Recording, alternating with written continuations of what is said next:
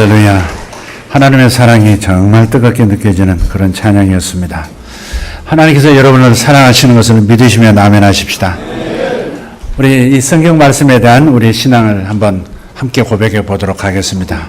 우리는 이 성경이 하나님의 말씀인 것을 믿습니다.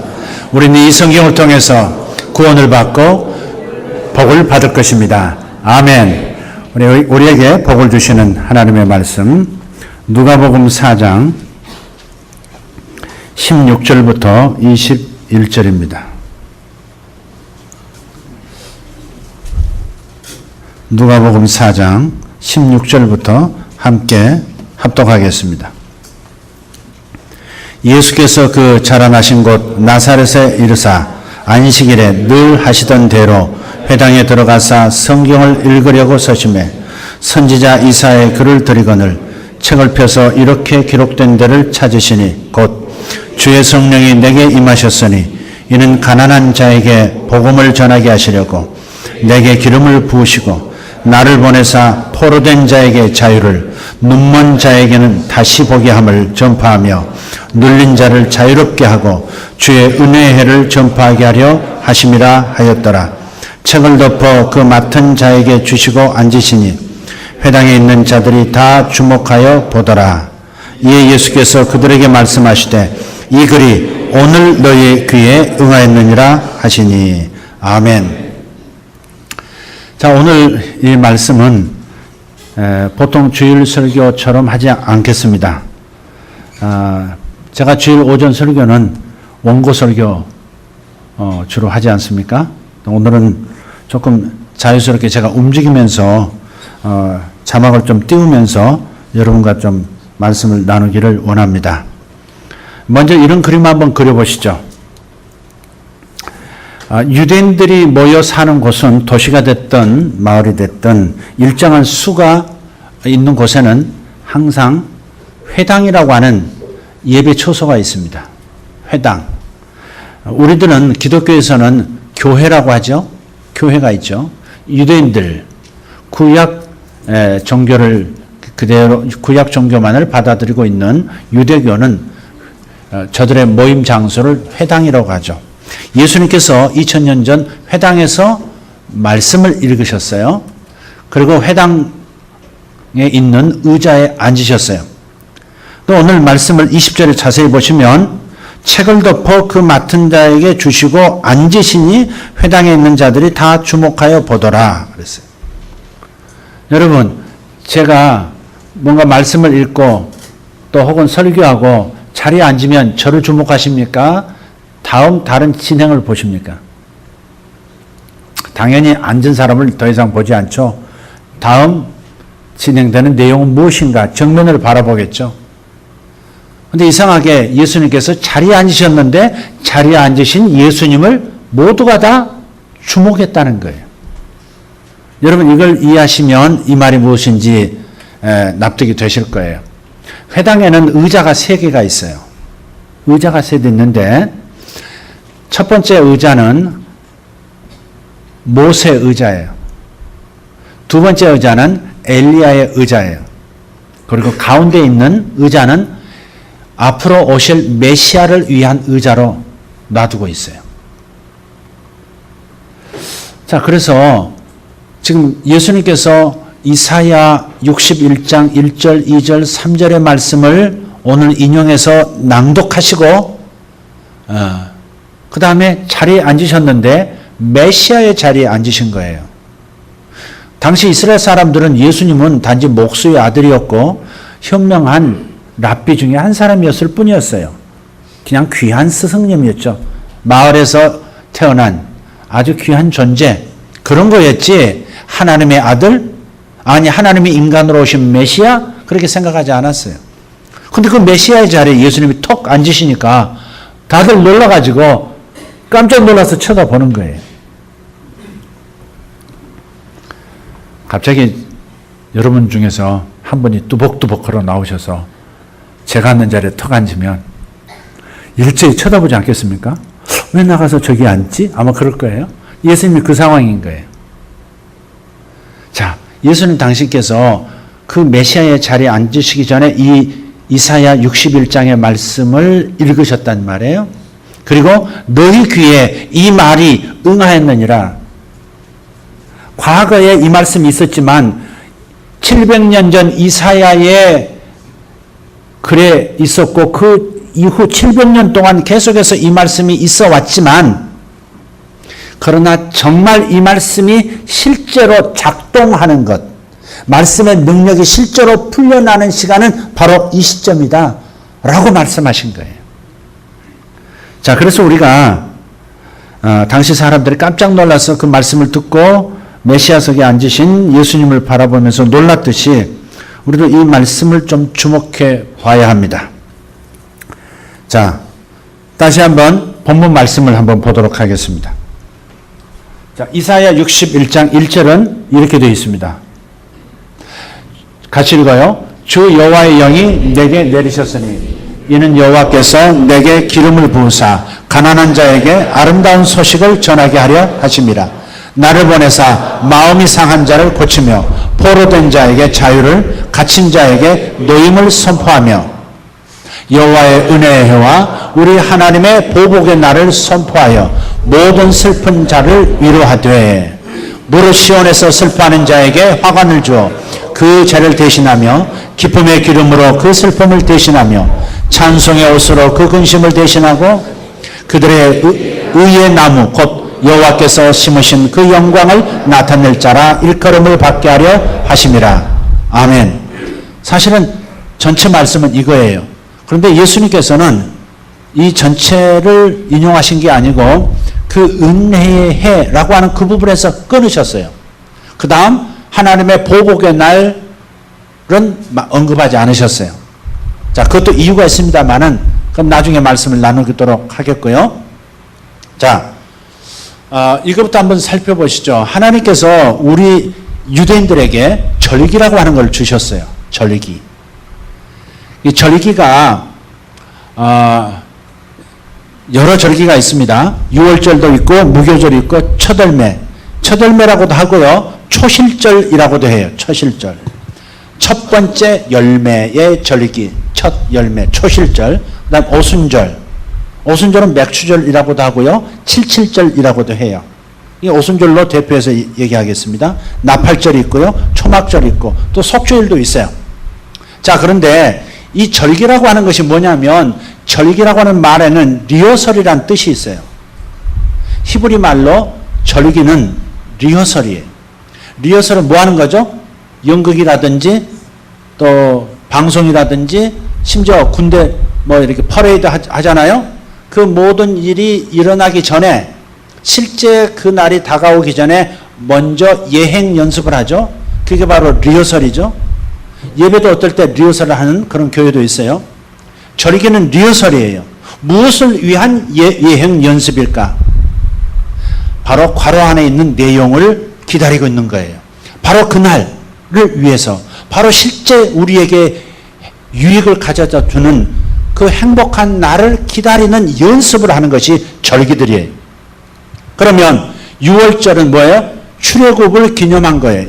이스라엘 사람들이 애굽에서 탈출하게 된 엑소더스를 기념하는 날이면서 동시에 어린 양을 잡아서 피를 흘렸던 날이기 때문에 그 절기 6월절을 매 해마다 지키라고 하셨어요. 그래서 모세 때부터 지금까지 6월절을 지켜오고 있고요. 지금 성전이 없어서 저쪽 북쪽에 이스라엘 북쪽에 사마리안들만 지키고 있지만 어쨌든 6월절은 예수님께서 이 땅에 오셔서 인류의 죄를 대신 지시고 구속하시는 바로 십자가의 희생의 사건을 리허설하는 거예요. 이해가 되세요? 해년마다 지키면서 우리 죄를 용서해 주시러 이 땅에 오실 하나님의 아들 예수를 기다리고 있는 거예요. 그게 바로 수천 년 지켜왔던 6월절의 의미예요. 두 번째, 무교절은 6월절 다음에 시작되는 절기인데요. 예수님께서 십자가에서 죽으시고 그 시신이 끌어내려져서 무덤에 3일 동안 장사가 됐어요. 그 3일 동안을 상징하는 것이 예행연습이 무교절이에요. 무교란 말은 없을 무, 과자, 교자예요. 그러니까 죄송합니다. 교는 누룩교자예요. 누룩교자. 누룩이 없는 과자를 만드는, 그래서 절기를 지키는 거예요. 일주일 지켜요. 그래서 집에서 누룩이 있는 것을 다 빼버려요. 누룩은 뭐냐면 이스트 있잖아요. 빵을 부풀게 하는 것. 근데 그 누룩은 죄를 뜻해요. 죄를 집안에서 다 사라지게 만들고 성전에서도 음식하려고 쓰려고 했던 그 누룩도 찾아서 그 일주일간은 누룩이 전혀 없도록 만드는 거예요. 그게 바로 무교절이에요. 무교절은 바로 우리의 죄를 짊어지시고 영원히 매장시켜 버리신, 사라지게 만드신 예수님의 장사를 리허설하는 거예요. 자, 초실절, 첫 열매는 예수님의 부활이에요. 인류 가운데 첫 번째로 부활한 존재, 무덤 문을 밀고 나와서 다시 살아난 유일한 존재, 예수님. 그런데 예수님이 첫 열매시라는 거죠.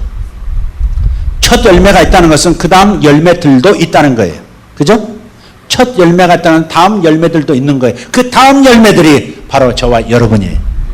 우리들도 부활하게 되는 걸 믿습니다. 예수님을 보면, 죽음에서 살아나신 첫 열매이신 예수님을 보면 다음 열매들은 우리도 부활하게 될 날이 있다는 사실을 믿고 걸어가게 되는 것이죠. 오순절은 이 6월절에서부터 50일째 되는 날이에요. 50일째 되는, 그러니까 십자가의 희생과 부활로부터 50일째 되는 날, 그게 바로 성령 강림이. 오순절은 원래 이 보리 추수하는 날이거든요. 맥추가 이제 보리 맥자거든요. 보리를 추수하는 날이에요. 근데 그날은 절기로서 하나님 앞에 감사하면서 예배드리죠. 오늘날도 우리 뭐예요? 다음 주에 우리는 추수감사주일로 예배드려요. 1년 동안에 하나님께서 수확하게 하신 영적, 또 심적, 그리고 육체적, 물질적인 모든 은혜들에 대해서, 수확에 대해서 하나님 앞에 감사 예물로 영광 돌리는 감사절기예요. 오순절은 이스라엘 사람들은 오순절을 지켰어요. 보리추수날. 바로 그것은 50일째 되는 날. 오순이란 말은 5오자 10순자예요. 그래서 부활하신 다음에 50일째 되는 날 성령께서 지상으로 강림하셔서, 처음으로 강림하셔서 사람 속에 들어가시게 된 날을 리허설하는 거예요. 이스라엘 사람들은 수천 년 동안 계속 오순절을 지키면서 뭘 기다린 거예요? 성령이 임하시기를 기다린 거예요. 이해가 되세요? 이스라엘 사람들 다 이걸 이해는 못했지만 예수님께서 확인시켜 주셨죠. 자, 나팔절은 여기까지는 다 이루어진 거예요. 나팔절은 초막절, 그 다음 속절 이런 거 아직 이루어지지 않았어요. 지금 이것은 우리가 계속해서 리허설해야 될 부분이 있는 거예요. 그래서 나팔절은 주님의 재림을 말해요. 2000년 전에 오셔서 구속사역을 하셨던 그분이 이제 다시 언제 오실지 모르지만 다시 이 행성 지구로 오셔서 죽은 자들을 살려내시고 영원한 삶을 허락하시는 주님의 재림의 날을 우리는 기다리고 있어요. 이 나팔절은 로시 하샤나라 그래요. 이스라엘 사람들은. 로시 하샤나. 그것은 해 머리, 해 시작을 뜻해요. 한 해의 첫날을 말하는 거예요. 그래서 나팔절은 이스라엘 유대력으로는 1월 1일이에요. 우리나라로 말하면 올해의 유대인들의 1월 1일은 9월 14일이에요. 유대인들은 음력을 써요. 음력. 태음력을 사용하고 우리는 태양력을 사용하죠. 양력이라고요. 그래서 이스라엘 사람들의 1월 1일과 우리들의 1월 1일은 다른 것이, 그래서 그런 거예요. 자, 그래서 나팔절 9월 13일, 저들로 말하면 1월 1일에 나팔을 부는 것은 뭐냐? 바로 그때 주님이 오셔서 새로운 천년이 시작된다는 말이에요. 새로운 세상이 시작되는 거예요. 조물주가 이 땅에 직접 오신다면 이 세계가 어떻게 변하겠는가? 4차원이 3차원을 덮어버리면 어떤 일이 벌어지겠어요? 그것을 상징하는 것, 그것을 예행연습하는 것이 초막절이에요. 이스라엘 사람들이 애굽에서 탈출해서 40년 동안 광야에서 살았죠. 그때 텐트 치고 살았단 말이에요. 그래서 이 초막절만 되면 아마 한 2주 전이 초막절이었을 겁니다. 이스라엘. 스콧이라고 그러는데요. 장막절이라고 돼요. 그래서 광야에서 텐트 치고 살았던 것을 기념하면서 이스라엘 사람 아파트에도 지붕에다가 이 종려나무들 막 나무들 가지들 걸어놓고요. 그 밑에서 자고 그래요. 좀 여유 있는 사람은 야외로 나가가지고 차 대놓고 그 위에 텐트 치고 그 위에 나무 가지, 종려나무 가지를 올려놓고 그 밑에서 일주일을 보내는 거예요. 그게 바로 초막절이에요. 근데 이 초막절은 무엇의 리허설이다? 하늘이 땅으로 임하면, 완전한 하늘이 불완전한 이 땅, 이 물리적인 세계로 영적인 세계가 완전히 겹쳐지면 만유가 통일된다는 게, 하늘과 땅이 통일되고 하나님과 인간이 하나가 되어 사는 세상이 되어지고 죽음이 사라지고 죄가 사라지고 마귀가 사라진 완전한 세상에서 영원히 살게 되는 것이죠. 그것이 바로 초막절의 의미예요. 그래서 이스라엘 사람들은 이 여러 절기들을 수천 년간 지켜오면서 이것이 이루어지기를 기대했는데, 문제는 바로 2000년 전에 오신 예수님이 바로 이 주인공이라는 사실을 놓친 거예요. 예수를 메시아로 인정하지 않는 거예요. 예수님을 그리스도로 구세주로 인정하지 않아요. 그래서 지금도 그들은 메시아의 의자를 놓고 기다리고 있는 거예요. 이미 오신 그분을 기다리고 있다고요. 닭다리 잡고 삐약삐약 하고 있는 거죠. 이게 지금 너무 안타까운 거예요. 자, 그런데 절기는 리허설이라고 말씀을 드렸어요. 예행 연습하는 거다. 이것을 놓치지 않기 위해서 계속 연습을 시키신 것이다. 자, 그 다음 두 번째, 이 절기 중에서 쉼을 위한 절기가 있어요. 아까 말씀드린 6월절부터 초막절까지 말고 쉼을 위한 절기. 그것은 첫 번째 안식일이에요. 안식일은 7일이 한 주기예요. 월, 화, 수, 목, 금, 토, 그 다음 주일. 그래서 6일 동안은 일하고 제 7일째 되는 날은, 주일은 쉬라는 거예요. 쉬라니까 천지사방 돌아다니면서 쉬라는 거 아니에요. 단풍 보러 다니고, 봄에는 새싹 보러 가고, 여름에는 바다 찾아가고, 겨울에는 눈 보러 가고, 그렇게 쉬라는 게 아니에요. 진정한 쉼은 영혼의 쉼이죠. 하나님과의 관계 속에서 친밀함을 누릴 때 진정한 쉼이 오는 거죠. 그래서 우리는 주일을 지키는 거예요. 구약시대 사람들은 안식일이라고 해서 금요일 저녁부터 토요일 저녁까지가 안식일이었어요. 유대인들은 참 이상해요. 우리하고 반대예요. 창세기 1장 보면 저녁이 되고 아침이 되니 이는, 박자 좀 맞춰줘 봐요. 자, 저녁이 되고 아침이 되니 이는 첫째 날이라. 또 저녁이 되고 아침이 되니 이는 둘째 날이라. 그렇게 저녁부터 시작해서 다음날 저녁까지가 그게 하루예요. 근데 금요일 저녁에서부터 토요일 저녁까지가 안식일이었거든요. 그래서 유대인들은 지금도 안식일을 금요일 저녁에 시작해, 해 질 때부터 시작해서 다음날 해 질 때, 토요일 해 질 때까지 해요. 한국에도, 전 세계도 안식일 교회라는 게 있어요. 안식일을 그대로 지켜야 된다는 거죠. 그런데 주님께서 이 말씀을 하셨어요. 예수님께서 2000년 전에 나는 안식일의 주인이라, 나는 안식일을 완성시키러 왔다 그러셨거든요. 그래서 예수님께서 율법을 다 이루시고 주일날 부활을 하셨어요. 주일날. 안식일 다음 날이 주일이거든요. 토요일 다음 날이 주일이잖아요. 주일날 새벽에 부활하셨다는 말. 그래서 우리는 안식의 날을 주일로 지키는 거예요. 굳이 안식일을 지켜라 그런 사람들 보면 이상하게 생각해야 돼요. 우리는 주님께서 완성하신 주일, 부활하신 그날을 안식일로 지킨다라고 하는 것을 잊지 마시고 미혹당하지 않기를 바랍니다. 자, 6일은 일하고 제7일은 쉬어라 그랬어요. 두 번째, 쉼을 위한 절기 두 번째는 안식년이에요. 따라합시다. 안식년. 예, 이것은 7년이 주기예요. 1년, 2년, 3년, 4년, 5년, 6년, 7년. 근데 6년까지는 농사를 지어야 돼. 2000년 전까지만 해도, 예수님 당시까지만 해도 이스라엘의 주 산업은 목축업과 농업이었어요. 물론 상업도 있었죠. 근데 하나님께서 명령하시기를 반드시 6년 동안은 밭을 갈고 논을 일구어 먹고 살 수 있도록 농사하라 그랬어요. 그러나 제7년이 되는 1년 동안은 밭을 경작하지 말아라. 파종하지도 말고 수확하지도 말아라. 만약 그 밭에서 전해에 떨어진 씨앗이 뿌리를 내리고 다시 자라나서 곡식이 일어났다고 해서 절대 그것을 밭주인이 수확해서는 안 된다. 파종부터 수확까지 다 금하셨어요. 쉬라는 거예요. 사람도 쉬고 종들도 노예도 쉬고 심지어 땅도 쉬게 하라는 겁니다. 이게 하나님의 법이에요. 이게 안식년입니다. 그래서 모든 것이 쉬도록 만들었어요. 자, 이스라엘 사람들은 지금까지도 안식년을 생각하고 지키려고 노력하죠. 자, 세 번째 쉼을 위한 절기는 따라 희년. 자, 이것은 50년 주기로 와요. 50년마다 한 번 와요.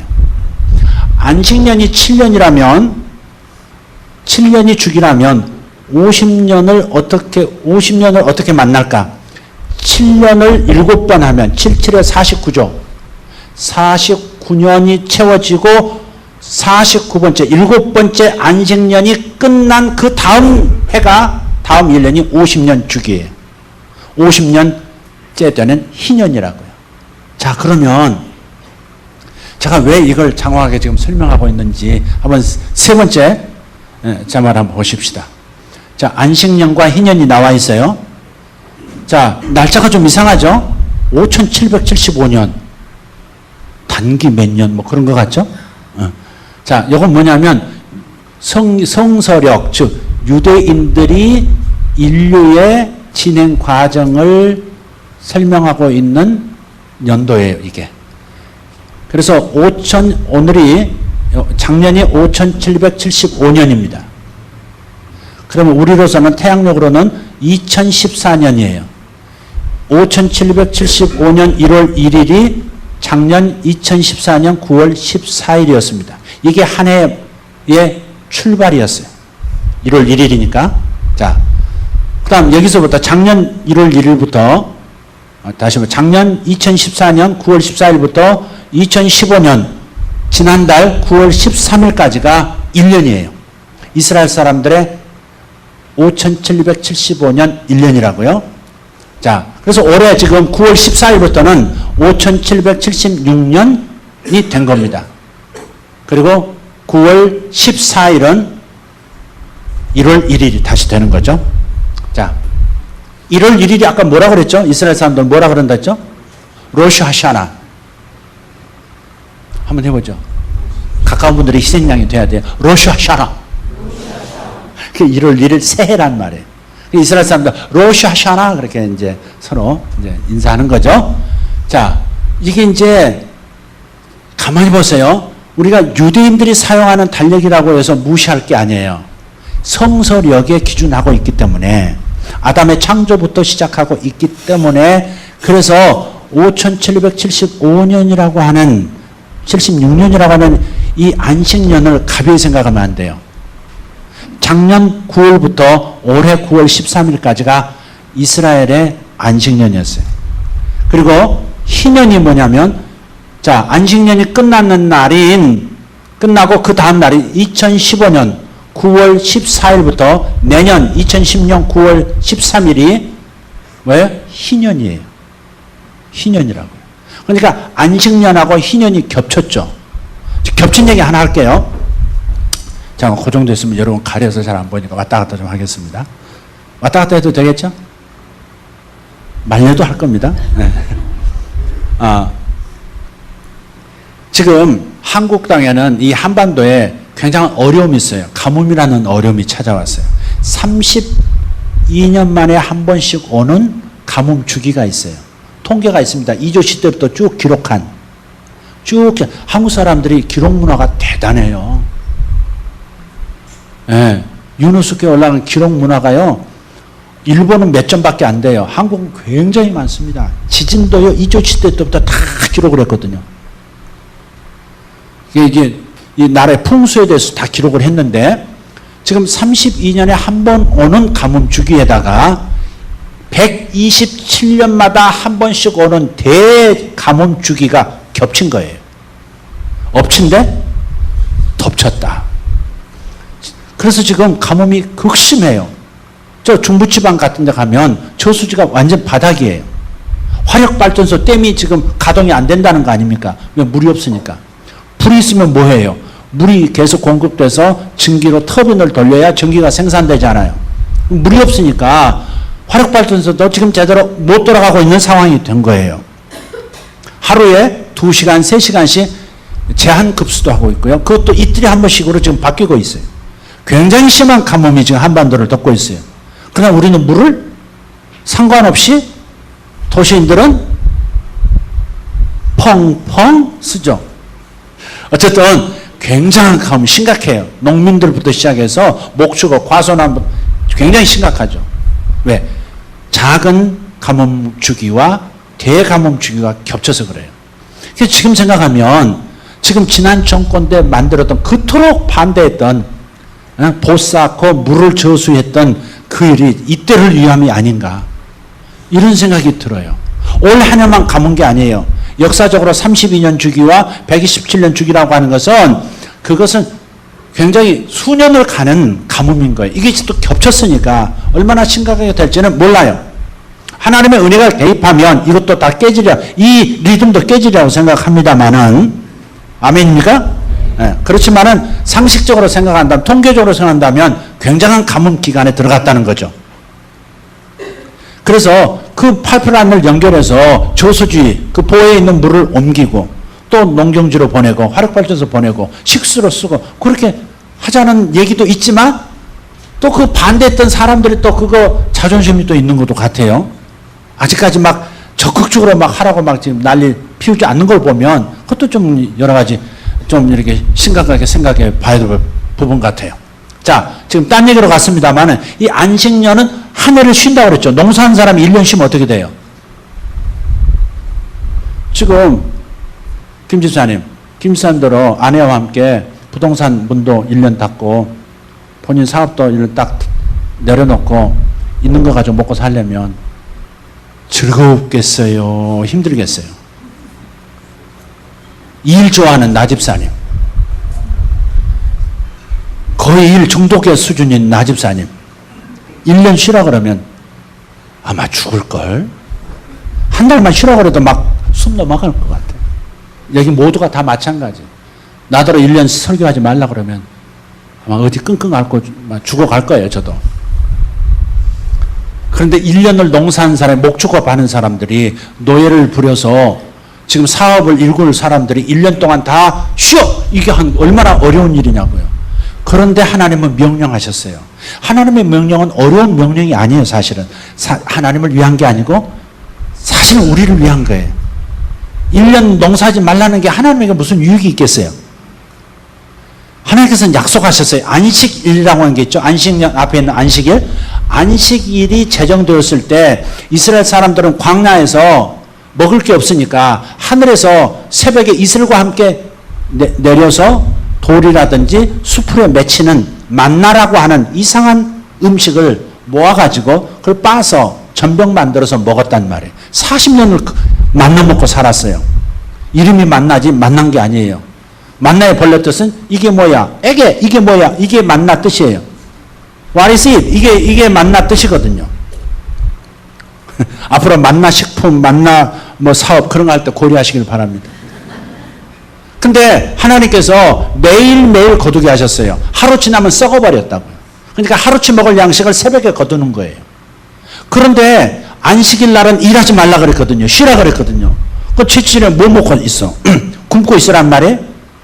하나님께서 약속하시기를 7일날 너희가 안식일로 거룩하게 구별할 쉬기로 믿고 작정하면 그럼 반드시 내가 토요일에 그 전날에 안식일 전날에 2배로 거둘 수 있도록 하늘에서 내릴 것이다. 약속하셨고 그 약속을 지키셔서 40년 동안 안식일에 먹지 못하고 굶주린 채 하루를 보낸 일이 단 한 번도 없었다는 사실이죠. 아멘입니까? 하나님 그렇게 하시는 분이세요. 안식년도 마찬가지예요. 1년을 놀아서 아무것도 수확할 게 없는 것 같지만 하나님께서는 그 전으로 갑절의 복을 주시겠다는 거예요. 주일날도 마찬가지예요. 우리가 정말 믿음이 있다면 내가 오늘 이 일을 하지 않으면 안 돼 하고서 주일날 예배를 거스르고 뛰쳐나가지는 않는다 이 말이죠. 주일을 요즘 함부로 거스러버리는 사람들이 있는데 옛날 구약으로 말하면 안식일을 범하면 돌로 맞아 죽었습니다. 다음 주에는 상징적으로 돌을 입구에 좀 갖다 놓고 안식일을 기억하라. 이렇게 한번 해볼까? 이런 생각도 한번 해보는데 어떻습니까?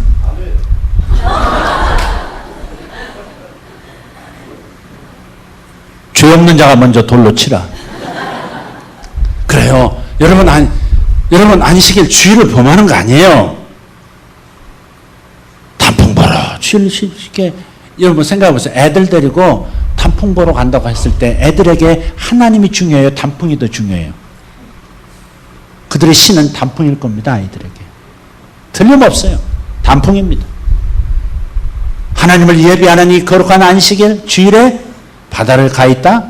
그렇다면 바다가 그들의 신이 될 거예요. 자식들에게 하나님보다 더 중요한 것은 엔조이 하는 거야. 그걸 가르치고 있는 거예요. 부모가. 깊이 회개할 일입니다. 이건.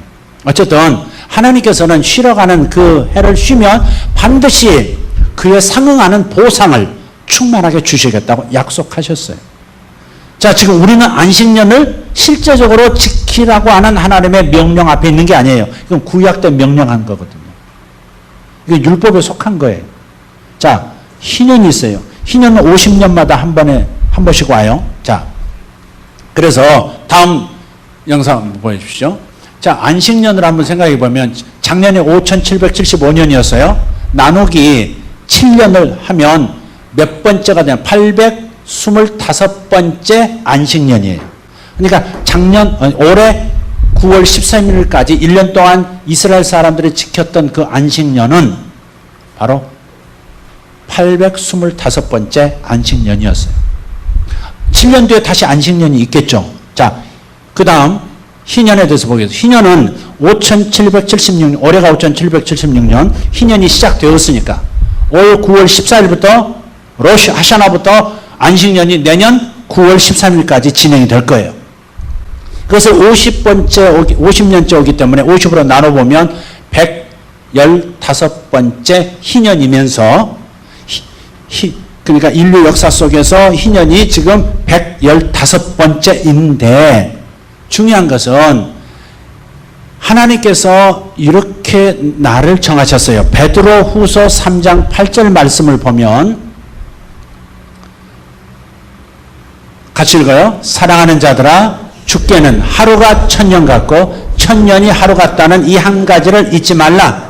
천년이 길다고 천년 굉장한 것으로 생각하지만 아니다. 하나님 눈에는 하루처럼 잠깐이면 지나가는 하나님의 시간과 우리의 시간 계산법이 다르다는 것이죠. 또 반대로 하루가 작다고 멸시하면 안 된다는 거죠. 하루라는 것은 하나님의 눈에는 천년에 이룰 일을 하루에도 이룰 수가 있는 거거든요.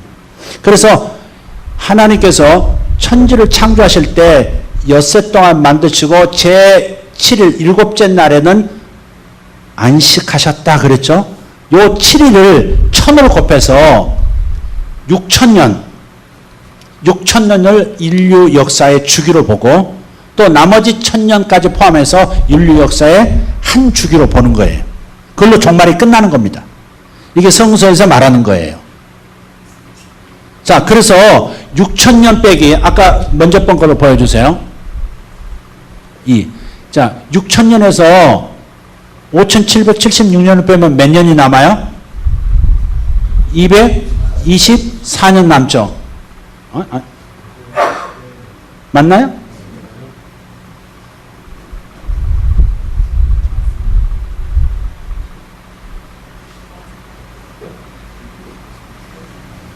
아, 그렇구나. 맞죠? 네. 자, 어쨌든 지금 뭘 얘기하다 놓쳤어요. 그래서 우리가 지금 안식년이 끝나자마자 희년이 시작돼서 2년 동안 지금 공중에 날리는 시간이거든요. 이스라엘로 말하면. 희년에서는 안식년보다 더 세게 쉼을 명하셨어요. 어떻게 명하셨냐면 예를 들어서 자기가 조상 때부터 물려받은 땅이 있는데 너무 농사도 안 되고 가뭄에 시달리다가 먹을 게 없으니까 땅을 팔아서 그 어려운 계절을 넘어간 사람들이 있어요. 그럼 땅이 없어요. 땅이 없으면 당장은 땅 팔아서 먹고 살았는데 1, 2년 지나면 먹을 게 없잖아요. 그러면 가문이 이제 소멸되는 겁니다. 가난 속에서 그냥 소멸돼 가는 거예요. 하나님께서는 바로 이것을 막기 위해서 50년마다 땅을 돈을 주고 샀다 할지라도 반드시 그 땅 주인에게 돌려주라는 거예요. 무조건 50년짜가 되면, 아니 땅을 산 날로부터 50주년이 아니고요. 이스라엘이 국가적으로 정한 50년짜라고 하는 선포되는 그 희년의 날에는 반드시 주인에게, 원주인에게 돌려줘라. 그리고 노예로 팔려갔던 사람도 전부 자유인으로 만들어라. 그렇게 함으로써 영원히 가난하지 않도록 다시 시작할 수 있도록 하나님 만드신 거예요. 세상에 이런 법을 가진 나라가 어디 있어요?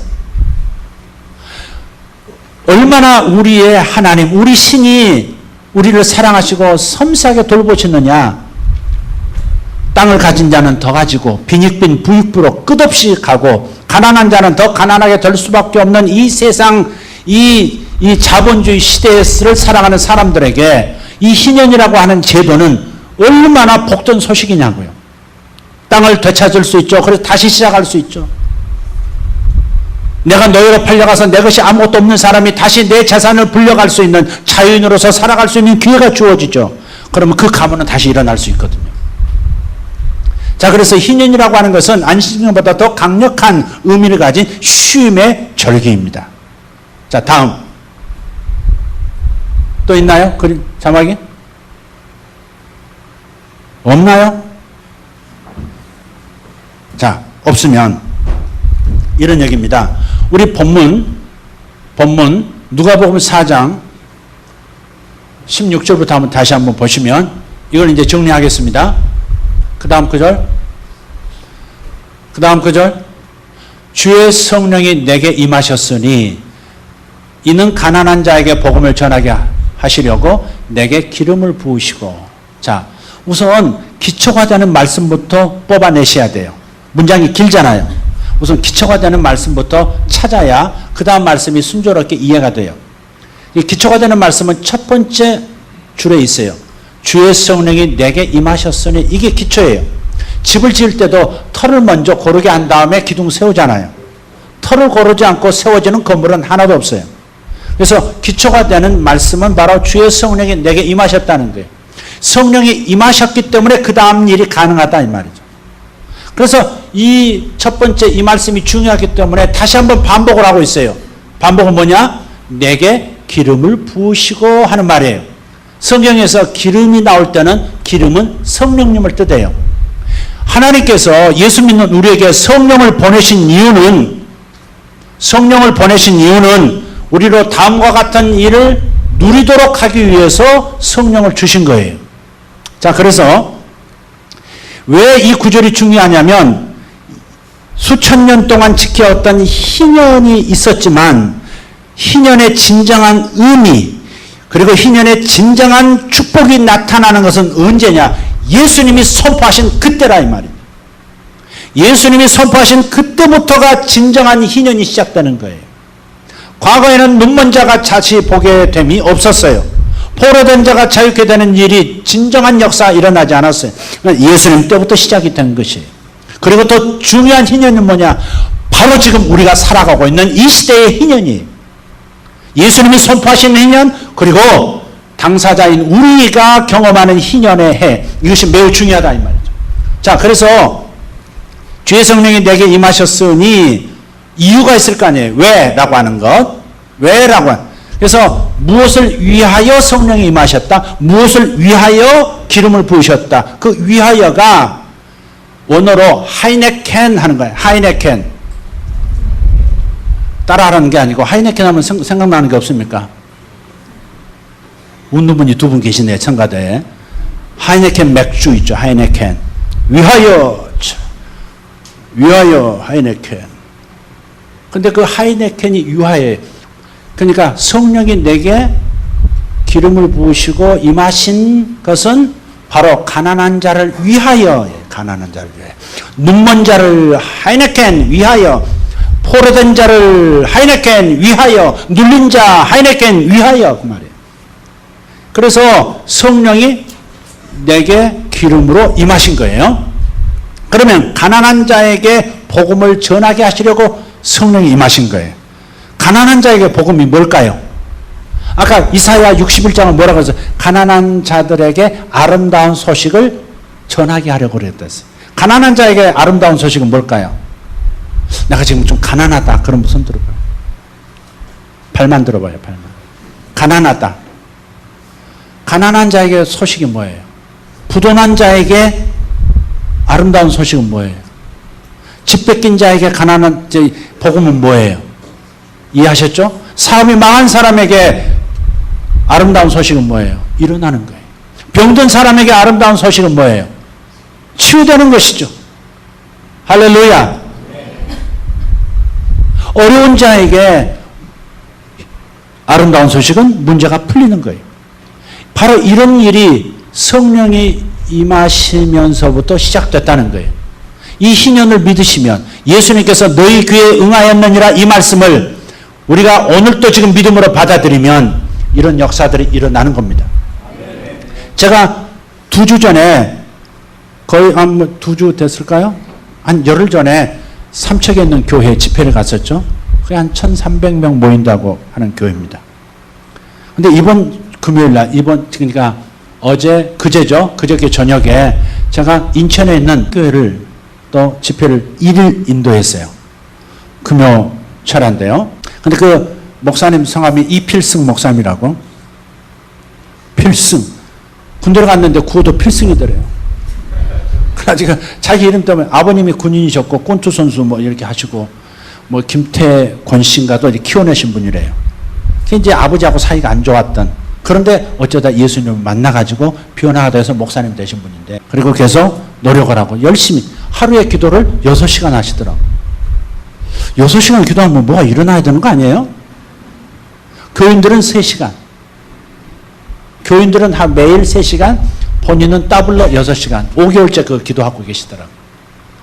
거의 1년 전부터 저를 이제 섭외를 하려고 기도해왔다는 거. 제가 한국교회 안 가는 거 아니까 그래도 하나님 도와주세요 해가지고 기도했는데, 전화했는데 제가 서슴없이 가겠다고 그러니까 깜짝 놀란 거예요, 지금. 근데 제가 다시 한국교회 가겠다고 선언했던 것은 이제 삼척교회가 첫 번째고 지금 2번째인 거예요. 제가 갔죠. 저녁 식사를 성도 중에서 한 분이 레스토랑 이제 대접해서 맛있게 먹었어요. 그리고 그 식사 자리에서 목사님께 물었어요. 어젯밤에 하나님께서 내게 보여주신 한 사람이 있습니다. 그 사람은 갑자기 큰 수입이 생길 사람인데 그런 사람이 교인 중에 있습니까? 갑자기 눈이 깔리더니 우리 교인 중에 그런 분이 없는데 이러는 거예요. 뭐 장사도 하고 사업도 하는 분도 있는데 고만고만하다는 거예요. 그래도 있습니다. 갑시다. 그래서 이제 집회가 시작됐어요. 예배가 찬양이 끝나고 예배를 이제 제가 설교를 하러 나갔는데 설교 쭉 하다가 제가 얘기했어요. 하나님께서 어제 저에게 여기 있는 이 소망교회 성도들 중에 큰 수입이 지금 들어오려고 하는 분이 있습니다. 그런데 그것이 될 듯 하면서 되지 않았었고 그 기다림이 너무 오래 기다렸는데 이제 때가 되었습니다. 그런데 마지막 한 가지 버튼을 누를 일이 있습니다. 그분이 누구십니까? 근데 내가 볼 때 그 장로님이에요. 장로님이 한 분 계시더라고요. 장로님 잠깐 일어나시고 권사님도 좀 일어나십시오. 하나님께서 말씀하셨습니다. 당신에게 있는 땅이 팔리게 될 텐데 당신은 첫째 해야 할 일은 반드시 우리 모두가 하는 10분의 1을 하나님께 돌리셔야 합니다. 그랬더니 본인 땅이 14,000평이 있대요. 연기군 근처에.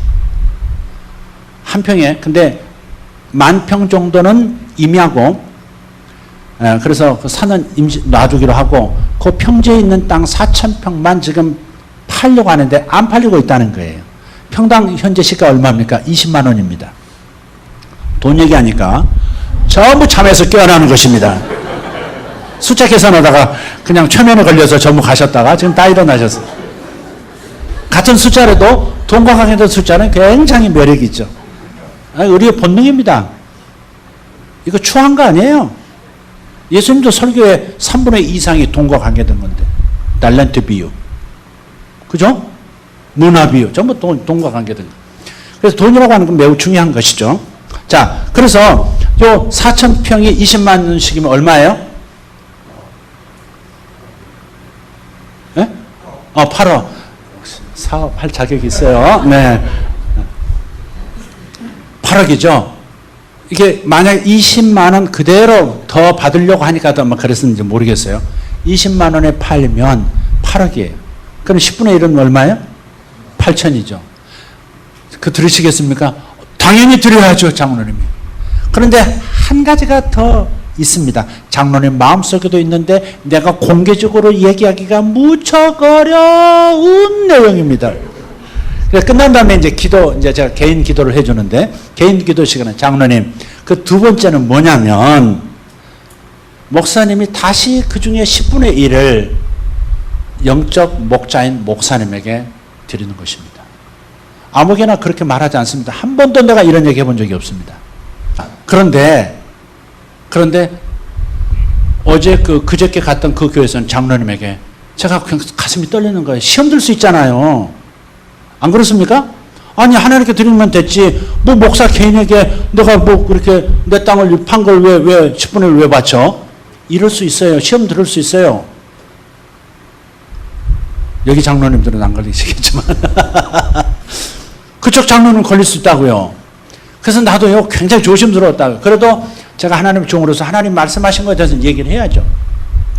그래서 목사님께 10분의 1을 드리십시오. 그러면 곧 팔릴 것입니다. 그런데 그분이 갑자기 눈이 이렇게 개슴츠라져 눈이 번쩍 떠지시면서 아멘 하는 거예요. 목사님, 강사 목사님, 제가 이미 그것은 제가 마음 먹고 있고 하나님 앞에 약속한 것입니다. 목사님도 모릅니다. 그러더라고요. 그 옆에 있던 목사님도 처음 듣는 얘기인데 목사, 장로님 무슨 말씀이세요? 어떻게 그래? 이러고 있더라고요. 그런데 장로님은 왜 그런지 모르지만 목사님에게도 10분의 1을 드려야 되겠다.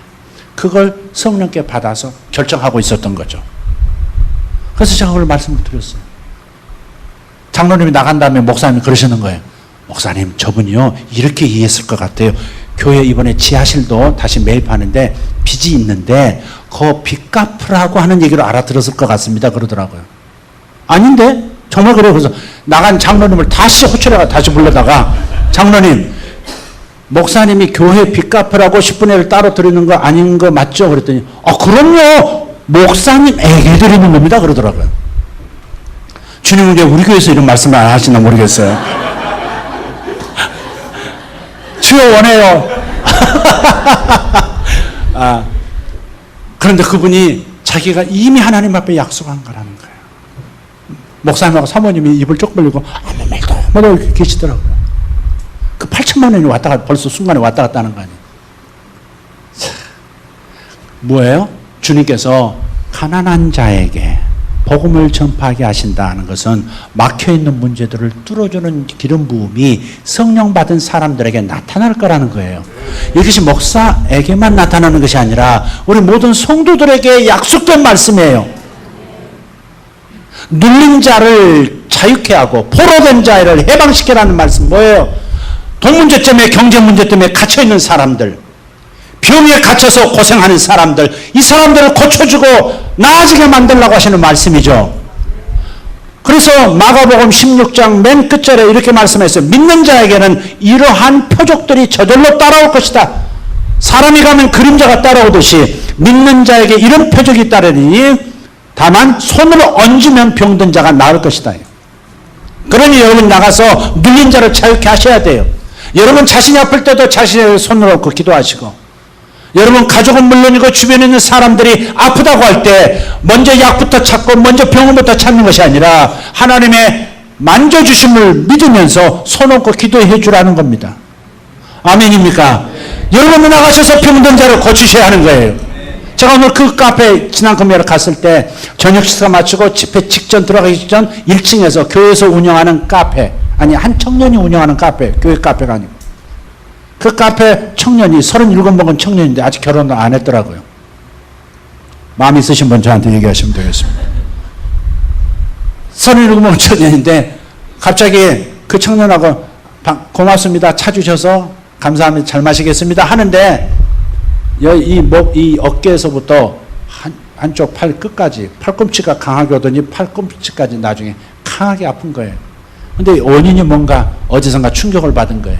그래서 그 청년을 바라보면서 그 이쪽에 있는 그 어깨가 이 어깨에서부터 손가락 끝까지 지금 다 당신 아픈데 어디서 다친 겁니까? 그랬더니 깜짝 놀라면서 자신이 야구 선수였는데 군대 가서 축구하다가 부딪히면서 으드득 하면서 이게 고장 나버렸다는 거예요. 그러면서 지금까지 10수년 동안 고통을 당하고 있다는 거예요. 제가 말씀드렸어요. 주의 성령이 내게 임하셨으니 주께서 내게 기름을 부으셨으니 이는 눌린 자를 자유케 하느니라. 그렇죠? 그 청년은 그렇게 얘기했어요. 하나님께서 당신의 아픔을 알고 계시다면, 당신의 아픔을 내게 알리셨다면 당신의 아픔에 대해서 관심을 가지고 계시는 겁니다. 관심 가지신다는 것은 낫게 하신다는 겁니다. 오늘부터 치유되었습니다. 그렇게 선포했어요. 제가 삼청에 가서도 집회할 때 앉지도 서지도 못하는 분이 오셨어요. 집회 나갈 때 하나님께서 기적을 많이 일으키시더라고요. 앉지를 못해요. 기도받으러 들어오셨는데 이 권사님이 움직이지를 못하시는 거예요. 서서. 앉으세요. 못 앉아요. 이렇게 해서 겨우 발걸음 움직이신 분인데 그냥 잠깐 기도했는데 손으로 잡고 잠깐 기도했는데 그냥 나으셔가지고 신기하다 그러면서 이렇게 다니시고 그러고 나가셨어요. 그러니까 하나님께서 우리더러 병든 자에게 손을 얹어 낫게 하는 역사를 일으키는 것이 바로 희년의 축복이라는 겁니다. 눌린 자, 재정적으로 눌린 자에게 자유를 주게 만들고 묶여있던 땅이 팔려나가게 만들고 잃어버렸던 건물이 돌아오게 만드는 역사, 그것이 아름다운 소식이고 그 아름다운 소식을 전하게 하는 존재들이 누구예요? 성령 받은 그리스도인들이란 말이에요. 목회자만이 아니라 여러분들도 나가셔서 그 일을 하셔야 합니다. 어려운 사람들 보면 동정만 하고 끝나지 마시고 주님 이분의 문제가 풀려지도록 축복합니다 선포하시고, 주님 잘 되어지도록 역사해 주십시오. 직장이 열리게 도와주십시오. 더 좋은 직장으로 옮기게 도와주십시오. 주님 이분들에게 새로운 역사가, 새로운 회복이 이 가정에 일어나게 도와주십시오. 축복하고 와야 하는 것입니다. 여러분 손과 여러분의 입술을 사용하셔야 하는 거예요. 이것이 희년을 선포하신 예수님의 우리를 향한 의도라는 말이죠. 이 일을 반드시 하셔야 합니다.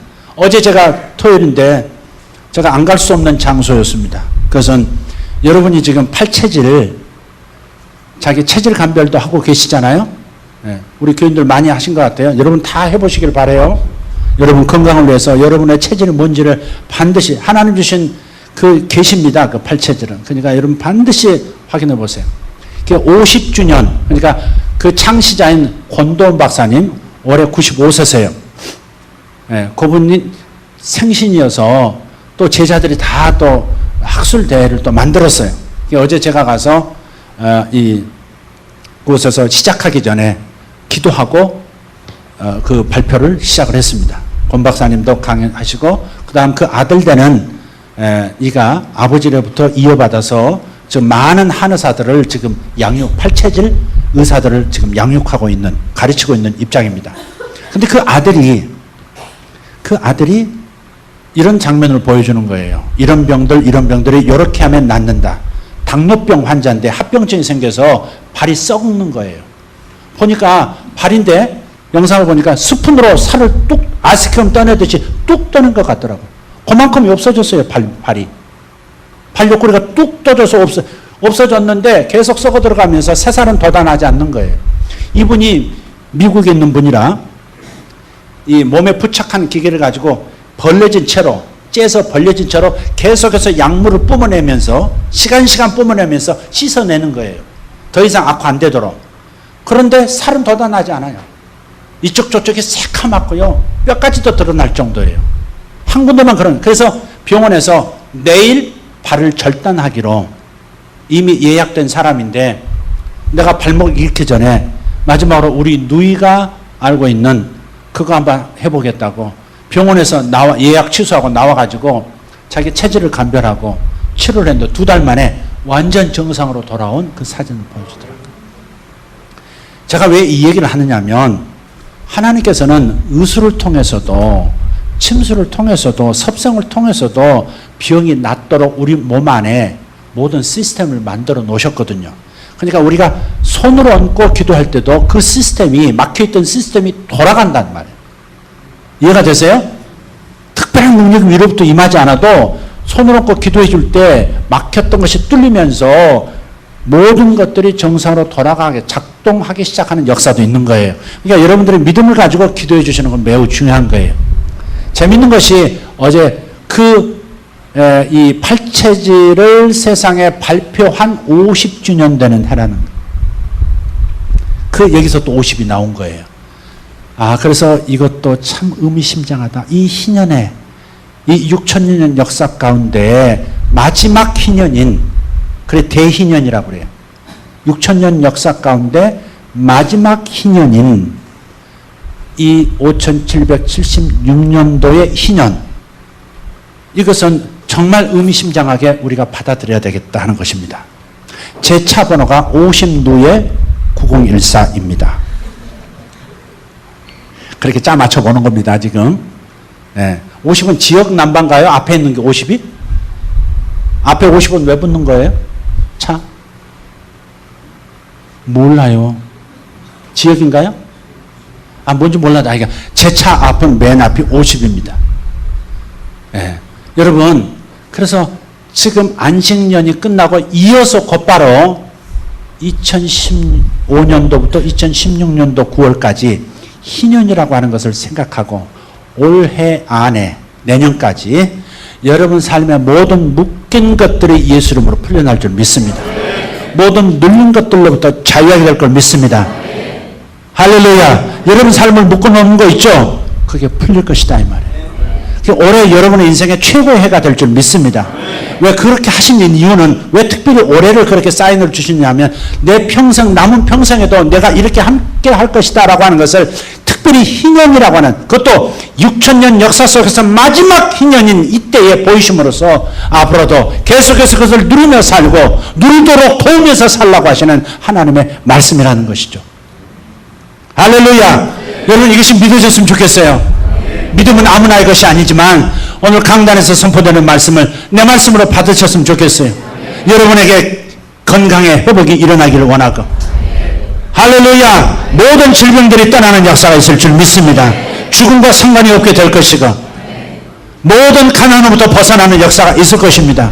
잘 되어진 사람 더 잘 되어지는 역사가 있을 겁니다. 이런 소리가 눈만 감으면 들려도 오리라고 믿습니다. 잘 되리라 아들아, 잘 되리라, 잘 되리라, 더 잘 되리라. 할렐루야.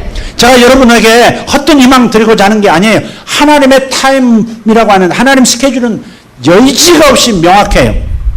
제가요 안식년이란 것도 몰랐어요. 올해가 작년 9월 14일부터 올 9월 13일까지가 안식년인 걸 몰랐어요. 그리고 희년이 시작된다는 것도 몰랐어요. 그런데 올 초에 하나님께서 1월 1일 날 설교에 20이라는 숫자는 구속을 뜻하는 것이고 15라는 숫자는 안식을 뜻하는 숫자다. 그래서 올해는 안식을 찾는 해가 될 것이다. 가난한 자에게 안식이 뭐예요? 부여해지는 거예요. 병든 자에게 안식이 뭐예요? 영혼만 행복하는 거예요? 아니에요. 병에서 노임을 받는 거예요. 아멘입니까? 그래서 2015년은 안식의 해가 될 것이다. 쉼이, 진정한 쉼이 올 것이다. 그런데 아비를 찾아야 가능하다 그랬어요. 국가가 안식을 누리려면, 대한민국의 안식을 누리려면 국가의 출발자인 국부를 회복해야 된다. 이 나라의 국부는 지금 동상 하나 세울 수 없는 사람이 됐다고 말씀을 나눴죠. 공과 사가 있는데 그의 공과 중에서 과가 너무 지나치게 강조되고 있는 거죠. 독재했으니까 잘못한 거죠. 그렇지만 그가 대한민국 수립의 아버지라고 하는 것도 인정해야 합니다. 그럴 때 나라가 평안하게 되는 것이고, 그리고 하나님의 축복이 묶여있던 부분이 풀려져 나오게 되는 것이죠. 이상하게 올해 들어와서 지금 이승만 박사 회복하는 그런 얘기 많이 나오고 좀 그러죠. 예? 여러분 오해는 하지 마. 정치색으로 듣지 마세요. 제 믿음의 눈입니다, 이건. 그러니까 여러분이 이걸 이해하셨으면 좋겠어요. 이 일을 정말 성공시킨다면 나라의 아버지였던 국부였던 이승만 박사에 대한 마땅히 대우받아야 할 부분을 대우받는 그런 일로 우리가 결론을 맺는다면 정말 놀라운 희년의 역사가 이 나라 안에, 안식의 역사가 이 나라에 시작될 겁니다. 여러분이 부모님과 단절됐던 부모님과의 상처를 찢지 못해서 괴로워했던 모든 것들을 회복하면 여러분 삶 속에 여러분 가정에 여러분 가문에 정말 큰 안식이 찾아올 것이고 하나님의 샬롬 하나님의 복이 임할 줄 믿습니다.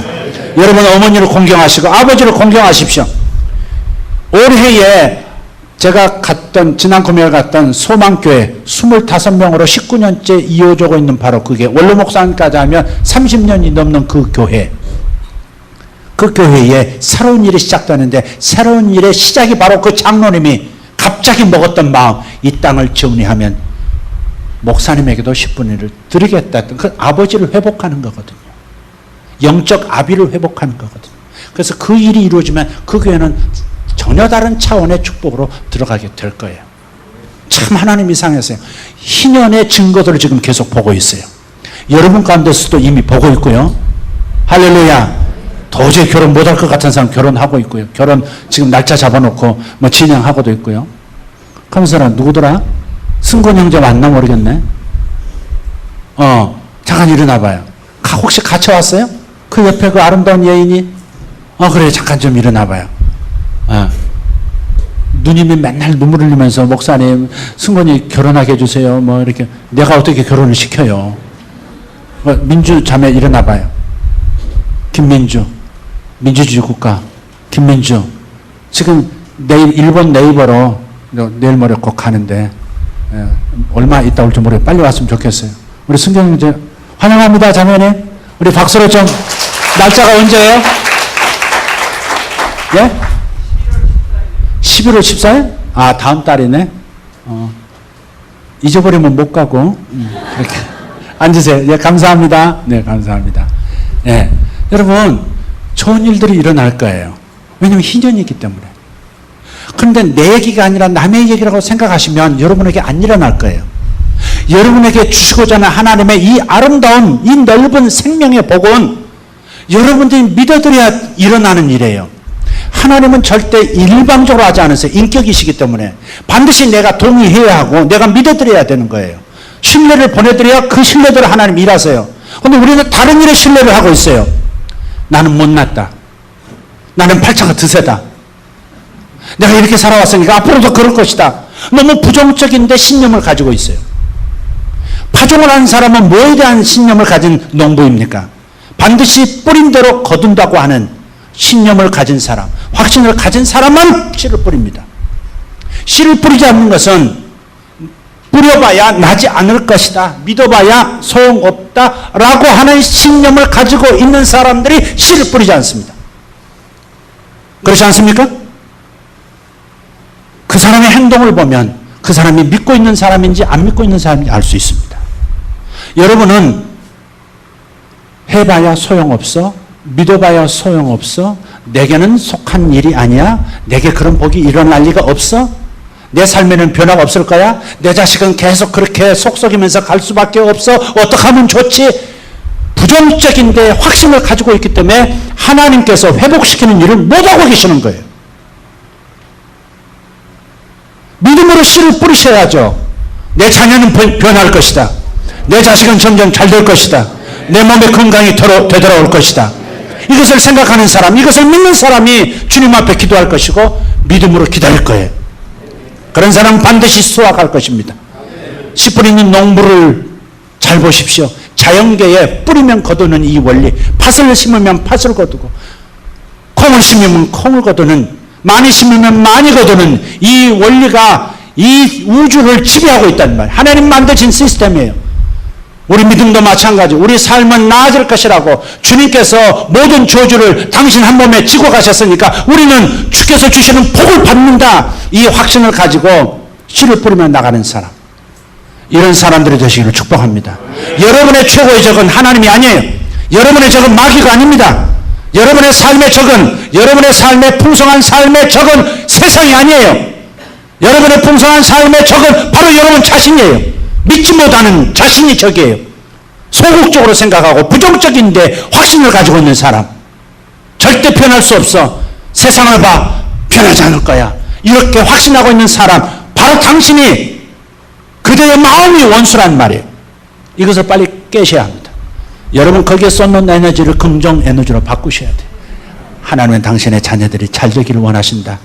내 영혼까지 구원하기 위해서 목숨까지 버리신 분인데 무언들 선물로 안 주시겠느냐, 무언들 은사로 안 주시겠느냐. 할렐루야. 이 믿음에 가득 찬 분들에게 기적이 일어나는 것이죠. 희년이 희년되게 하셔야 합니다. 특별히 금세기에 있어서 지금 6,000년 성경 역사 속에서 마지막 대희년이 지금 왔단 말이에요. 이 기회를 여러분 놓쳐서는 안 돼요. 여기서는 다음 삶을 위한 기초를 마련해야 합니다. 나머지 인생을 위한 기반을 올해 내년에 마련하셔야 돼요. 그래서 보통 복으로 여러분이 복 받으셔서는 안 됩니다. 정말 진정한 복을 받으시길 예수님 축원합니다. 여러분, 제 마음이 여러분을 그냥 좋은 마음으로 선동하기 위해서 그런 게 아니에요. 제 안에서 일어나는 일들, 제 사역, 제 삶 속에서 일어난 일들이 여러분 속에서 여러분의 스타일대로 여러분의 상황에 맞게 거두는 역사가 있도록 주님께서 하실 것이기 때문에 저는 믿어요. 여러분이 이 저의 믿음에 동의해 주시길 바라고 같은 믿음으로 나아가 주시면 좋겠어요. 할렐루야. 다음 주 추수감사절인데 여러분, 추수감사절은 한 매듭을 짓는 거니까, 예를 들어서 하나님께서 내게 뭔가를 주셨어요. 주신 것들 중에서 첫열매처럼 일부분을 드림으로써 그것을 거룩하게 만드는 거예요. 하나님 주신 것은 그냥 복으로 주어진 거예요.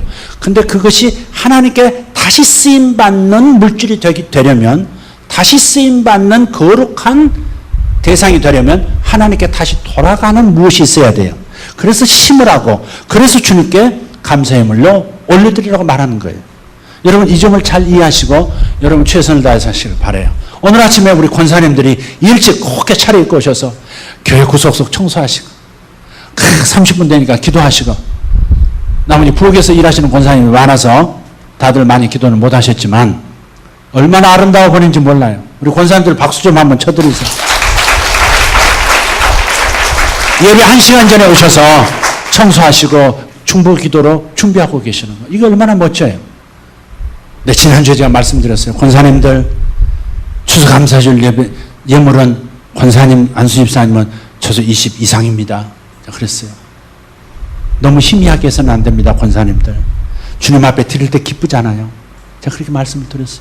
여러분, 드릴 때 기쁘지 않습니까? 드릴 때 기쁘다는 마음이 없으면요, 여러분, 그거 아주 정상적인 게 아니에요. 우리 아내하고 저는 그렇게 말해요. 하나님 앞에 드릴 때 얼마나 기분이 좋냐, 얼마나 기쁘냐 그러거든요. 처음 만났을 때부터 그랬거든요. 드리는 게 기쁘거든요. 여러분, 기쁨으로 하나님 앞에 여러분 자신을 드리고 여러분의 생애를 드리시길 바랍니다. 분명한 것이 있습니다. 희년이 시작됐다는 것. 언제부터? 지난달 14일부터. 6,000년 역사 중에 마지막 대희년이니까 여러분 절대 낭비하지 않기를 예수 이름으로 축복합니다. 할렐루야. 다 같이 일어나십시다. 좀 밴드 반주 좀 해주시고 오늘 시간 잠깐 기도하는 시간 한 5분 정도 주님 앞에 자신을 드리는 시간을 갖도록 하겠습니다. 주님 감사합니다.